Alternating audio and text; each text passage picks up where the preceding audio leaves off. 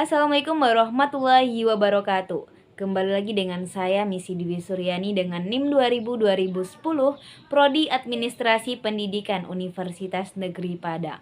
Dalam mata kuliah Manajemen Humas yang pastinya dengan Bapak Dr. Hanif Al-Kadri. Kalau untuk perusahaan atau lembaga, pada prinsipnya kinerja praktisi PR lembaga, organisasi atau perusahaan sebenarnya adalah praktek komunikasi. Bagaimana hubungan antara lembaga pembuatan kebijakan atau pengatur kebijakan dari perusahaan atau lembaga itu sendiri pada akhirnya bisa merasakan, bisa mendapatkan ihwal apa yang diinginkan, informasi apa yang menjadi masalah, harapan, keinginan, atau sesuatu yang menjadi ide-ide kreatif untuk kemudian dikembangkan, yang bisa menjadi masukan bagi perusahaan atau lembaga. Nah, komunikasi itu dibentuk antara pengambil kebijakan atau manajemen atau lembaga atau perusahaan tersebut dengan kedua publiknya, publik internal dan publik eksternalnya. Dua-duanya itu amat sangat penting. Kita tidak bisa mendeskripsikan bahwa mentang-mentang pada akhirnya produk, jasa yang akan dihasilkan oleh lembaga atau perusahaan manifestasikan akhirnya itu adalah pada publik eksternal. Tapi mustahil akan bisa mendelegasikan quality yang baik, yang bagus. Mustahil lembaga akan bisa punya karya yang luar biasa tanpa dukungan dan kinerja publik internal. Maka sekarang kita coba lihat siapa pula publik internal dan seberapa penting mereka, seberapa keras harusnya praktisi PR lembaga atau perusahaan menjalin kerjasama dengan publik internal itu. Nanti juga kita akan bisa merasakan, andaikan terjadi jika hubungan lembaga pengambilan kebijakan ternyata punya batas yang luar biasa jauh dan ada kendala dalam komunikasinya, sehingga harapan, keinginan dan apa yang ada dalam pikiran juga hasratnya yang ada dalam diri para publik internal kita tidak bisa kita peroleh, sehingga kita tidak tahu bagaimana berbuat apa atau bagaimana. Siapa saja mereka yang disebut dengan publik internal lembaga, yang notabene adalah kekuatan pertama yang dimiliki oleh sebuah perusahaan atau lembaga atau organisasi yang seharusnya mendapatkan perhatian.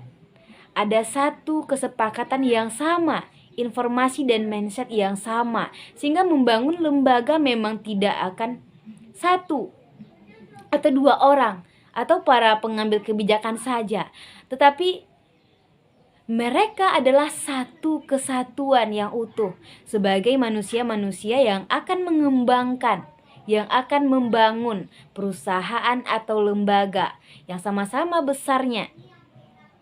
Hubungan internal ini atau publik internal dalam kaitannya menjaga hubungan dengan mereka yang kita sebut sebagai internal public. Itu sebenarnya adalah kegiatan dari public relation. Kinerjanya atau kerjanya praktisi PR untuk membina hubungan dengan para publik internal. Siapa saja mereka? Yang pertama itu hubungan dengan karyawan atau employee.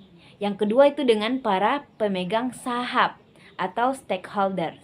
Mustahil kalau kerja sama tidak baik hubungan dengan pemegang saham. Mereka akan gampang untuk mengeluarkan diri atau mencabut atau membawa saham-saham yang mereka miliki. Pada kekuatan salah satu pembuat perusahaan adalah di tangan mereka. Maka akan berbeda cara penanganan atau komunikasi yang dibangun dengan para pemegang saham. Begitu juga dengan semua yang terlibat di dalam organisasi. Dalam organisasi itu adalah internal publik dari perusahaan atau lembaga itu. Karena tujuan dari membangun hubungan dengan internal ini adalah agar citra organisasi atau perusahaan tetap positif, sehingga mereka antusias rasa solidaritas karyawannya, atau yang jelas rasa memiliki. Sehingga mereka mau mengeluarkan produktivitas dan kinerja terbaiknya demi perusahaannya. Kemudian juga bagaimana menjaga hubungan atau budaya organisasi ini menjadi satu titik center dalam kinerja public relation yang digawangi oleh para praktisinya, sehingga dapat membentuk sense of belonging, sense of responsibility. Jadi budaya organisasi yang positif itu dibangun, dikembangkan, dipertahankan, diperbaiki terus. Tetapi dalam satu konsep yang sama, pemikiran yang sama, maka perlu ada kesetaraan proses komunikasi, sehingga setiap manusia yang ada di lembaga perusahaan atau organisasi itu sama memiliki informasi atau mindset yang tidak berbeda, sehingga dalam perilakunya juga akan sama, tahu aturan, tahu asas yang berlaku, yang telah disepakati secara bersama pula. Hubungan dengan karyawan. Sekarang kita coba lihat satu persatu. Kalau tadi internal public itu ada beberapa, 2 yang akan kita analisis pada kesempatan kali ini. Yang pertama dengan karyawan, dan yang kedua dengan pemegang saham. Mereka memiliki saham, memiliki hak untuk mendapatkan keuntungan. Kenapa? Modal yang ditanamkan perusahaan atau lembaga kita tidak bisa diperhitungkan dengan sebelah mata. Nah, bentuk-bentuknya apa? Kalau untuk hubungan atau hubungan dengan karyawan, yang jelas komunikasi harus 2 arah. Mustahil kalau komunikasi itu satu arah. Hanya melibatkan garis perintah saja, tidak akan memberikan dampak positif bagi produktivitas proses kinerja yang berjalan di sebuah lembaga. Akan banyak yang tersumbat ketika komunikasi dilakukan dengan satu arah. Artinya apa? Ketika ada perintah, maka ada kondisi di mana para pegawai juga bisa menyampaikan pendapat atau pandangan mereka, keberatan-keberatan mereka, kritik dan saran mereka. Kedua, hubungan itu bisa dipelihara melalui bentuk-bentuk kinerja dan semangat kerja karyawan. Jadi yang perlu dipelihara itu adalah kinerjanya dan semangat kerjanya. Strateginya melalui komunikasi. Ada dampak, ada kondisi di mana kadang-kadang kita harus duduk bersama dengan karyawan. Ada kondisi di mana kadang-kadang formalitas itu dikecilkan, sehingga dibangun itu adalah konteks informal. Ketika kondisi-kondisi tertentu kita bisa bersama-sama dengan mereka. Ada faktor sentuhan manusia, kedekatan emosional, yang pada akhirnya seakan-akan organisasi itu adalah keluarga kedua bagi setiap orang yang ada di sana. Kemudian yang terakhir dari hubungan itu bentuknya menjaga agar karyawan tidak memberikan informasi yang salah kepada publik eksternal. Berarti dibenahi dulu dalam internalnya. Nah, sekarang kita akan kaji bagian kedua kaitannya dengan pemegang saham. Karena pemegang saham atau istilahnya stockholders itu juga adalah internal public, dan mereka menempati konteks yang sebenarnya tidak kalah pentingnya dengan karyawan. Hanya tingkat kepentingannya saja yang berbeda. Pemegang saham, ada analisis jaminan, petugas pengawas, banker namanya, atau penasehat keuangan. Itulah yang kita sebut sebagai pemegang saham. Mereka yang memberikan saham sehingga kita punya nyawa cadangan untuk mengelola bisnis di perusahaan atau lembaga kita. Bentuk hubungan yang dibangun dengan para pemegang saham atau stakeholders, yang mereka itu jenisnya sangat banyak. Bentuk dari hubungan baik dengan mereka atau stakeholders relation itu berupa laporan, misalnya laporan tahunan atau laporan semesteran yang sifatnya merupakan media utama dari komunikasi antara pemegang saham dengan lembaga. Nah, laporan tahunan. Laporan tahunan itu menjadikan kesempatan kita para praktisi PR pada perusahaan atau lembaga untuk melaporkan apa yang telah, sedang, dan yang akan kita lakukan, yang dilakukan oleh perusahaan. Laporan itu dibuat dengan eksekutif, kemudian dengan baik, dan pertanggungjawaban moral, kejujuran, dan didistribusikan sebelum rapat tahunan. Karena apa?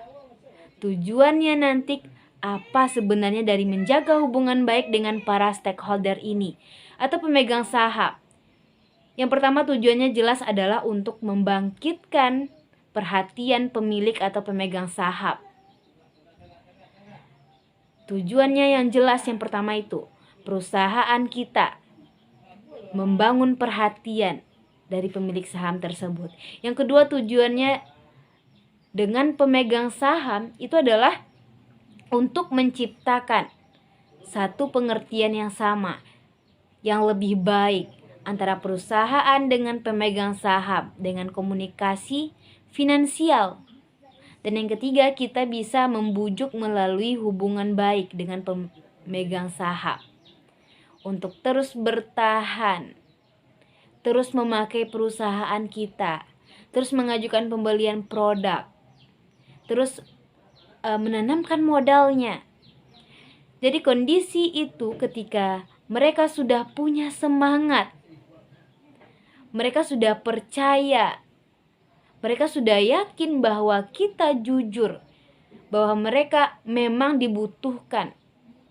Dan ada satu kondisi, dia akan merasakan bahwa perusahaan itu adalah perusahaan dia juga.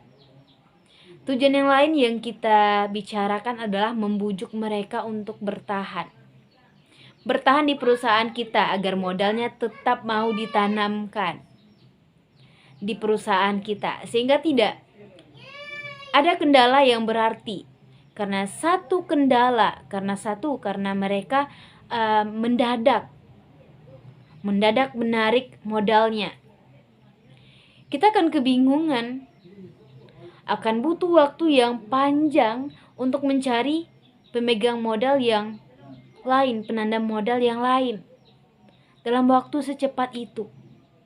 Kemudian tujuan berikutnya adalah untuk mempromosikan pemilikan saham sebagai satu investasi jangka panjang dan mengurangi kritik pemegang saham dan lain sebagainya.